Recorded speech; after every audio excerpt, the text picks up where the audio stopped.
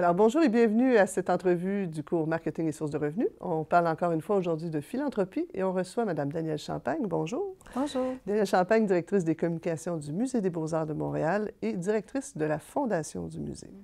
Deux chapeaux importants. Madame Champagne, vous passez vos journées à solliciter des dons. Non, pas du tout. Vous faites des communications aussi de temps en temps. On est bien organisé. Bien organisé. On va parler aujourd'hui principalement d'une grande activité de levée de fonds qui est très connue à Montréal aussi et qui, je crois, est arrivée à maturité, ou en tout cas qui fait parler beaucoup d'elle et du musée en général. C'est le bal du musée qui a lieu chaque automne, si je ne m'abuse. Alors, on va parler du bal. En premier lieu, j'aurais envie de vous demander comment le bal se situe-t-il dans l'ensemble des campagnes que vous faites, parce que ce n'est pas la seule activité de philanthropie que vous organisez. Effectivement, je pense que c'est bien de mettre en contexte l'événement du bal. C'est sûr que le bal, c'est un événement très, très important qui est devenu depuis 7-8 ans à peu près un événement vraiment très important qui génère plus de 1 million de dollars de profit net par année pour le musée. Profit net, de profit net. Donc, dépenses... Profit net. Net. Alors, même si on est à près de 1,2 million cette année de profit net. Alors, c'est quand même un événement très important, mais effectivement, c'est bien de le contextualiser. Le musée est un musée, d'abord, c'est un musée privé de nature hybride, donc on est subventionné par le gouvernement du Québec pour le budget de fonctionnement, mais on doit s'autofinancer dans une proportion d'environ 45-50 par année, ce qui est énorme. Donc, ça veut dire qu'à chaque année, on se doit d'aller s'autofinancer pour environ 13 millions de dollars, 14 millions de dollars. Alors, c'est sûr que tout événement de levée de fonds, tout don, toute commandite est très importante pour le fonctionnement du musée. Vous allez chercher chaque année 13 à 14 millions de dollars? En revenus autogénérés. OK. Donc, incluant la billetterie, les dons, commandites, membership. Alors, tout ça, c'est pour nous. Chaque dollar est essentiel pour le musée, pour le fonctionnement. Et contrairement à d'autres musées d'État qui sont financés pour l'acquisition des œuvres, parce qu'un musée, c'est sa collection, c'est sa collection d'œuvres d'art. Bien sûr, il y a les expositions, mais avant tout, un musée existe pour abriter une collection d'œuvres d'art. Alors, c'est sûr qu'au niveau des œuvres d'art, nous avons à peu près zéro. On a un petit peu d'argent de subvention, mais très, très minime. Donc, encore là, au niveau des œuvres d'art, des dons d'œuvres d'art, c'est très important. Alors, toutes les activités de sollicitation de dons sont orchestrées tant pour aller chercher de l'argent comptant que des œuvres d'art aussi. Alors, toute activité, tout réseautage se fait toujours dans une perspective d'aller solliciter des dons auprès de différentes instances, personnes, sociétés, collectionneurs, fondations privées, etc. Donc, vous sollicitez à la fois des dons individuels et des dons corporatifs. Okay. Et beaucoup maintenant, il y a une nouvelle tendance qui est apparue depuis quelques années de fondations privées aussi. Des fondations privées. D'individus particulièrement. Dons planifiés, dons successorales, des choses comme ça aussi. Exactement. Alors, donc, nous avons donc une fondation qui organise des campagnes annuelles de financement et des campagnes majeures. Habituellement, c'est aux 10 ans. Okay. Mais là, je crois qu'on va accélérer, on va minimiser l'espace entre les campagnes majeures de financement. Alors, ça, c'est vraiment nos activités principales. Et parallèlement à tout ça, on a une activité qui est organisée par l'Association des bénévoles du musée. Oui. Donc, encore là, peut-être une petite parenthèse, le musée compte 200 employés à temps plein, à peu près, grosso modo, et compte sur l'appui généreux de près de 450 bénévoles. 450, donc 450 bénévoles. 2 fois et demi le nombre d'employés du musée. Oui, qui sont très actifs. Donc, ce n'est pas des bénévoles qui sont là avec un titre honorifique. C'est vraiment des gens qui sont impliqués activement au musée, dont certains travaillent 35 heures par semaine pour le musée. Alors, c'est vraiment un actif. Est-ce que vous considérez ça comme une source de revenus, la part en temps de ces bénévoles-là? Non, on ne le calcule pas comme tel. Par contre, si on avait à payer ces gens-là, on ne pourrait pas, en fait. On ne pourrait pas offrir les activités qu'ils nous offrent. Donc, c'est vraiment un actif très important. D'ailleurs, cette semaine, on accueillait des journalistes étrangers pour inaugurer une nouvelle exposition et ils étaient sidérés par l'ampleur du bénévolat au musée et vraiment, on ne verrait jamais ça en France, c'est des journées français. Donc, c'est vraiment une valeur qui est très importante dans notre culture au Québec, le bénévolat. Donc, peut-être que je pourrais faire un autre reportage là-dessus, une autre entrevue là-dessus, c'est ça. Donc, le bal, pour en revenir au bal, est organisé par l'Association des bénévoles du musée, dont le mandat est justement d'organiser toutes sortes d'événements de levée de fonds pour le bénéfice du musée. Et le bal est leur principale activité. Bon, et comment en êtes-vous venu, parlons du bal plus particulièrement, comment en êtes-vous venu à faire un bal? Est-ce que c'est parce que c'est une façon de faire qui est quand même répandue? Ce n'est pas le seul bal qui fait l'objet d'une levée de fonds à Montréal, mais quelle était la particularité pour vous ou l'intérêt de faire un bal pour le musée? Bien, écoutez, le bal existe depuis 50 ans. 50 ans. C'était la 50e édition l'an dernier. Wow. Donc, il y a une certaine tradition derrière. Il y a une certaine tradition. Donc, je n'étais pas là lors du premier bal, bien entendu. Mais le but c'était vraiment un événement de levée de fonds dès le départ. Il faut savoir que le musée existe depuis 1860, donc plus de 150 ans. Ce musée-là a été créé par des Montréalais, par des gens d'affaires, par des gens de la communauté. Et ces liens-là qui ont été tissés avec la communauté ont toujours perduré, existent encore aujourd'hui. Donc, cet événement-là, probablement, coulait de source à l'époque lorsqu'il a été créé pour aider les dirigeants du musée, les gens du musée et la collectivité à amasser des fonds pour le bénéfice du musée. Alors, cet événement-là, naturellement, ne générait pas autant d'argent il y a 50 ans. Et c'était organisé par... l'association des bénévoles était plus comme un comité social, je dirais, à l'époque. Et c'était un événement mondain qui était voué à amasser des fonds. Alors, cet événement-là a évolué au fil des ans. Et depuis environ 7-8 ans, on a pris un virage pour ce bal-là, où on a vraiment travaillé plus avec la communauté d'affaires pour nommer des présidents d'honneur à chaque année et vraiment solliciter la communauté, principalement d'affaires, pour nous aider. Donc, on est passé, donc, il y a 7-8 ans à peu près, de 450 000 de profit net à 1,2 million de profit net. Parlons donc des ressources et de la structure pour l'organisation de cet événement-là. Vous dites que c'est organisé par le comité des bénévoles, qui ne sont pas des bénévoles de parure, hein, des bénévoles qui sont très impliqués, qui travaillent, comme vous le dites. Est-ce que vous êtes responsable de les superviser ou qui est responsable? Comment est-ce que l'équipe permanente du musée, dans le fond, aide ou encadre cette équipe de bénévoles? En fait, l'Association des bénévoles, ils ont des employés à temps plein. Donc, l'association a tellement d'activités que ça nécessite une mini-structure organisationnelle. Donc, il y a 3 employés à temps plein qui travaillent pour l'association et ce sont elles qui sont responsables d'organiser la logistique entourant le bal parce que c'est un très gros événement. On accueille, cette année, on a même refusé des gens. Donc, on était à plus de 800 invités. Et donc, c'est toute une logistique parce que c'est organisé au musée, dans les salles d'exposition du musée. Et il n'y a pas de cuisine, donc il faut servir un banquet gastronomique à ces 800 invités. Alors, c'est une logistique quand même assez importante. Donc, les employés de l'association, notamment, supervisent la logistique et également tous les efforts de sollicitation. Alors, l'Association des bénévoles a un conseil d'administration, une présidente, deux coprésidentes en fait. Je dis présidente parce que c'est beaucoup des femmes. On sent que c'est très féminin. Il y a beaucoup de femmes qui sont... il y a quelques hommes, mais c'est vraiment principalement des femmes. On sent que les employés étaient des femmes à la Fondation. Oui, tout à fait. Et donc, les coprésidentes de l'Association des bénévoles nomment à chaque année une présidente du comité organisateur du bal, spécifiquement, et on identifie ensemble avec le musée. Donc, moi, je siège à toutes les réunions entourant la production du bal, l'organisation du bal, pour s'assurer, d'une part, que les personnes qui sont sollicitées, comme nous, on sollicite également pour la campagne annuelle, pour la campagne majeure, pour la Fondation, on sollicite également des commanditaires pour nos expositions, pour s'assurer qu'il y a une bonne coordination des efforts et que si on sollicite une entreprise à Montréal, bien, on peut la solliciter peut-être pour plusieurs aspects du musée, mais au moins qu'on soit conscient qu'on la sollicite pour plusieurs aspects.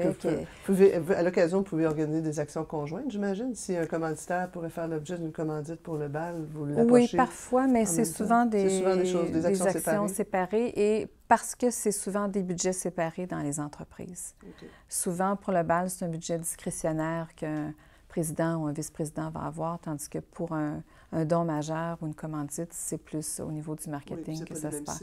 Donc, ce n'est pas les mêmes budgets, les mêmes cibles, effectivement, dans l'entreprise. Alors, donc, moi, je siège à toutes les réunions pour s'assurer qu'on se coordonne, que les lettres de sollicitation sont conformes aussi, qu'on ne va pas s'assurer de se cannibaliser par rapport à nos sollicitations aussi, et s'assurer aussi que l'image du musée est respectée parce que pour le public, soit un public d'affaires ou grand public, il ne sait pas, lui, que c'est l'association des bénévoles et le bal ou c'est le musée qui leur parle. Alors, au niveau du positionnement de l'image de marque, positionnement stratégique, de s'assurer qu'il y a une cohérence, une uniformisation de toutes nos actions, de toutes nos stratégies. Alors, ça se fait comme ça. Et une fois que la présidente du comité organisateur est choisie, on détermine ensemble, donc les gens du musée, le président du conseil d'administration du musée aussi est sollicité pour déterminer les 2 coprésidents qui proviennent du milieu des affaires. Qui sont les présidents de campagne, dans le fond, pour le bal, spécifiquement pour le bal. Exactement, qui sont vraiment les coprésidents de la campagne du bal spécifiquement. Alors encore là, la façon qu'on détermine ces gens-là, c'est de s'assurer encore là par rapport à toutes nos autres actions, parce que là, on n'entrera pas dans le détail des campagnes de financement, mais encore là, on a des sous-comités de sollicitation de dons, dépendamment des secteurs d'activité ou des cibles qu'on projette d'approcher. Alors encore là, on s'assure que si on choisit 2 coprésidents, on ne les avait pas ciblés pour d'autres actions pour la Fondation. Oui, donc, et est-ce que vous, en plus des coprésidents, est-ce que vous ajoutez des gens, est-ce que vous créez un genre de comité de campagne, de cabinet de campagne, ou si les 2 coprésidents, à eux seuls, vont chercher des dons pour la soirée? Et qui fait la vente de billets, en fait? Est-ce que ce sont les membres de la Fondation, les employés de la Fondation? Non, pas du tout. C'est vraiment les 2 comités de campagne, les 2 coprésidents. Coprésidents. Faut savoir, comme l'événement existe depuis plusieurs années, il y a quand même des taux de retour important. Acheteurs de billets réguliers qui reviennent. Oui. Il y a une fidélisation. Quel est votre taux de retour, si ce n'est pas indiscret? Je ne l'ai pas calculé comme tel, là, mais je vous dirais que ça doit être à peu près 90 %. Ah bon? Alors, c'est un événement qui est un peu très acquis, couru. Très couru. Je dirais que c'est un must à Montréal. Donc, c'est un événement qui est très couru. C'est un événement où les gens ont du plaisir, parce que sinon, ils ne reviendraient pas. Donc, c'est bon, la nourriture est bonne, les gens dansent, il y a beaucoup Donc, c'est un événement auquel les gens aiment participer dans un premier temps. Deuxièmement, le musée, depuis 5-6 ans, connaît un boom de popularité aussi assez important. Donc, notre directrice, Nathalie Bondil, a vraiment une belle cote d'amour auprès de la population, du public, du milieu des affaires, des donateurs. Le musée est vraiment dans une belle ascension. Donc, c'est sûr que quand les entreprises se font solliciter, ils le font avec un certain plaisir. C'est bien aussi d'appuyer un musée qui bouge, qui est dynamique, qui est avant-gardiste, qui est innovateur. Donc, on aime s'associer au succès. Exactement, c'est ça. Alors, je ne dis pas qu'il n'y a pas d'effort à faire, parce que les coprésidents, leur rôle est quand même très important et crucial, primordial pour nous. Mais ils partent quand même avec une liste. Les employés de l'Association des bénévoles sont des gens très organisés, très structurés, comme c'est un événement qui est quand même rodé, même si on essaie quand même d'innover à chaque fois. Il y a quand même beaucoup de bases solides sur lesquelles elles peuvent s'appuyer. Donc, les coprésidents arrivent avec une liste d'acheteurs des années précédentes. C'est eux qui sollicitent, c'est eux qui appellent, c'est eux qui font les téléphones, oui. c'est eux qui... Donc, la façon qu'on procède, c'est qu'eux, ils ajoutent aussi. Donc, on arrive avec une liste de base. Eux, ils ajoutent leurs propres contacts, leur propre réseau. Donc, notre liste est bonifiée d'année en année. Et après ça, ce qu'on fait, c'est qu'on envoie une lettre. Donc, notre événement est en novembre, habituellement. À partir du mois de mars-avril, déjà, on commence à envoyer des lettres de sollicitation pour informer les gens que la date du bal et déjà vendre des billets. Donc, c'est nos tables corporatives. Encore là, il y a eu une évolution parce que peut-être il y a 10 ans, il y avait peut-être 60 60-70 de tables corporatives versus des tables individuelles. Et maintenant, je pense que ça doit être à peu près 95 de tables corporatives. OK, donc très vous êtes peu beaucoup plus dans le don corporatif que dans le don individuel. Est-ce que vous sollicitez aussi les individus pour... Très peu, parce que très peu, parce qu'il reste plus de le place, bal est complet. Le Cette bal est année, complet. vraiment, on a refusé des gens. Donc, les tables, c'est des entreprises qui les achètent et elles sont composées de gens qui sont dans la direction de l'entreprise ou autour de l'entreprise, leurs clients. Prospects, effectivement. Alors, c'est ça. Donc, au niveau de la méthodologie, au printemps, il y a une première lettre qui est envoyée. Et après ça, bien, chacun, les deux coprésidents font leur rappel. Alors, évidemment, il y a des gens qui s'inscrivent spontanément, comme vous dites, parce qu'il y a un taux de retour important. Et eux complètent, dans le fond, pour s'assurer de rencontrer l'objectif. À quel moment ils atteignent l'objectif? Le soir du bal ou dans les... Est-ce que vous savez longtemps d'avance que vous avez atteint votre objectif?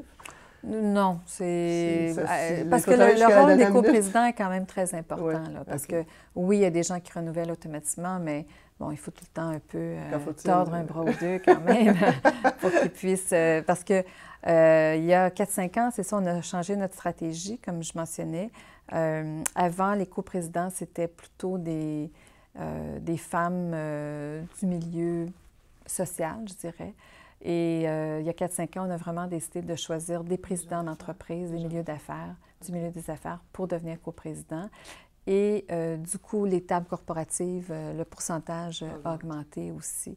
Et donc, quand même, les efforts de sollicitation des coprésidents sont quand même très importants. Et c'est combien le coût d'une table? Alors, on a changé aussi, il y a 4-5 ans, cette stratégie en fait, c'est Isabelle Mercoux, lorsqu'elle était coprésidente, qui nous avait incité à pousser davantage au niveau des prix des tables. Donc, les tables commencent à 10 000, 25 000 et 50 000. Quels sont les avantages différents d'acheter? Alors, l'avantage de la 50 000, c'est le bal a lieu dans les salles d'exposition. Donc, ce n'est pas une grande salle, mais c'est de multiples salles. Alors, il y a des tables dans toutes les petites salles qui se communiquent entre elles, mais c'est quand même isolé. Chaque salle est isolée l'une de l'autre. Et les 50 000 sont vraiment dans la salle, je dirais, la plus centrale.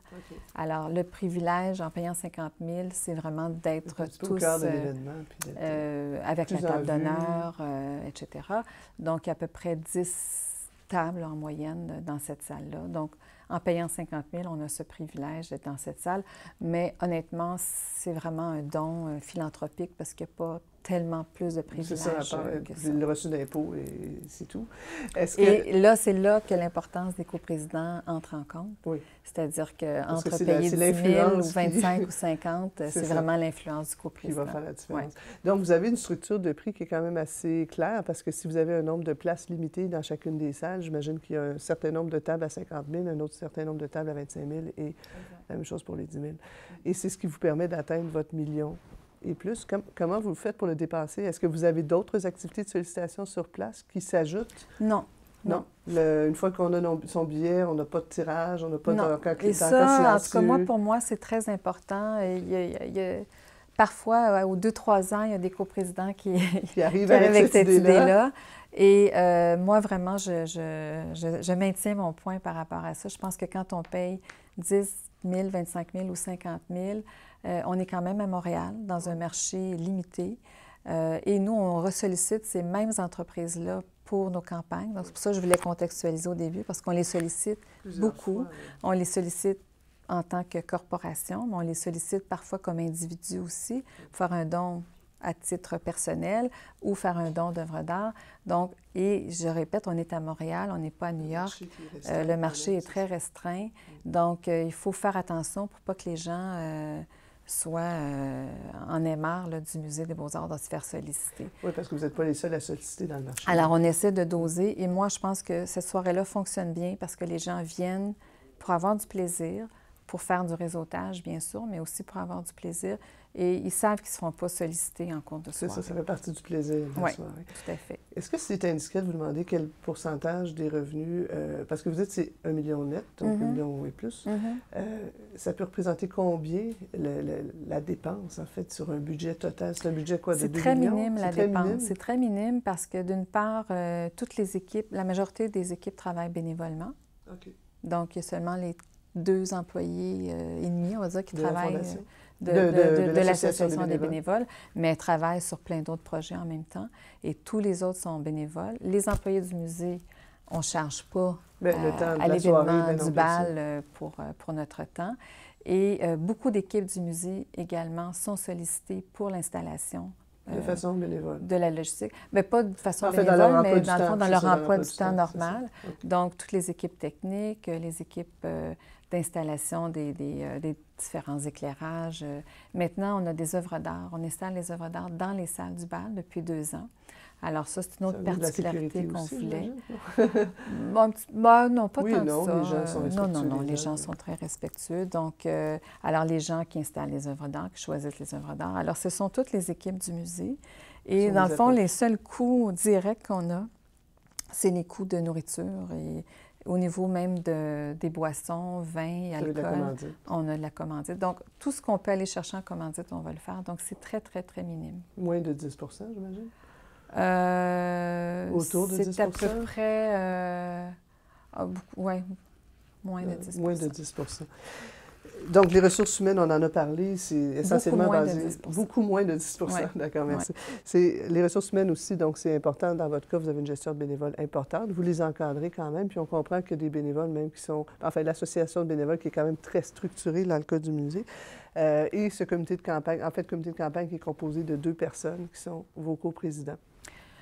C'est-à-dire d'autres personnes? Oui. Le comité de campagne, oui, c'est les 2 coprésidents, mais il y a un comité du bal qui est beaucoup plus important. Ah, d'accord. Okay. Pour la logistique. Pour la logistique, OK. Pour l'organisation de la soirée. Exactement, c'est ça. Ils vont chercher quoi? Des commanditaires? Ils peuvent aller chercher des commanditaires, des partenaires de services? De fournitures, de décoration. Le designer, par exemple, est bénévole aussi, des fleurs, la décoration principale. OK, donc tout ça, et les coprésidents sont aussi responsables plutôt de la vente de billets, puis autour d'eux, il y a des gens qui les aident pour l'organisation de la soirée. Il y a à peu près une dizaine de personnes, à peu près, sur le comité du bal. Tous bénévoles. Tous bénévoles, à part les employés de l'association. Et ce qui fait le succès de la soirée, est-ce que c'est aussi le concept? Parce que je pense que vous le renouvelez chaque année. Est-ce que c'est le fruit d'un travail de direction artistique?